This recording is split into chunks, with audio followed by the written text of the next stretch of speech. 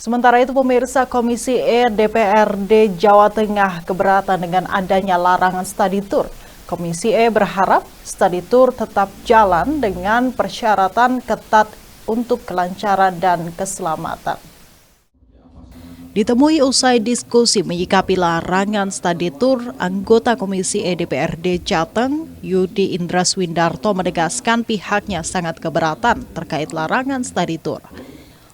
Menurutnya, istilah study tour lebih tepatnya outing class yang merupakan wadah siswa untuk belajar kreatif, di mana tujuan wisata tidak harus di tempat wisata melainkan lokasi yang bisa menjadi pengetahuan siswa, misal pabrik pembuatan sepeda atau tempat edukasi lainnya.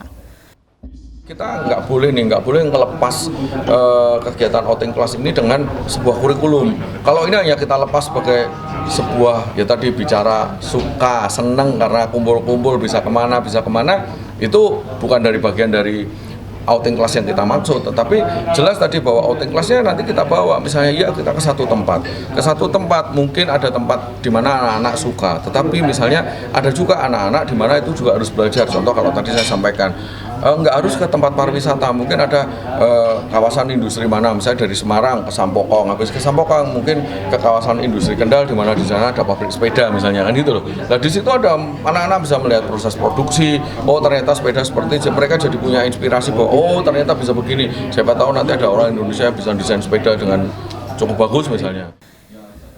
Sementara itu, Kabid Pembinaan Pendidikan Khusus Dignas Jateng, Sunarto, menegaskan aturan larangan study tour sudah menjadi kebijakan Dignas Jateng dan sekolah harus mematuhinya, menunggu proses pembahasan terkait hal tersebut. Meminta kepada kawan-kawan di satuan pendidikan untuk bisa bersabar ya sampai dengan diterbitkannya regulasi yang baru setelah melalui beberapa proses diskusi ini, sehingga mungkin ada penyesuaian waktu mungkin Pak yang bisa dilakukan oleh satuan pendidikan sehingga tidak bertentangan dengan regulasi yang saat ini masih berlaku. Saya kira demikian. Jadi pada prinsipnya tentu kita membuka ruang-ruang untuk menampung semua aspirasi dari masyarakat, dari sekolah dan sebagainya, dan kawan-kawan yang di sekolah untuk beberapa saat ini untuk memedomani regulasi yang masih berlaku dan bersabar untuk terbitkannya regulasi yang berikutnya. Larangan study tour yang dikeluarkan Dignas Jateng menimbulkan pro dan kontra di masyarakat. Larangan ini buntut dari kecelakaan yang terjadi pada bus pariwisata dalam kegiatan study tour.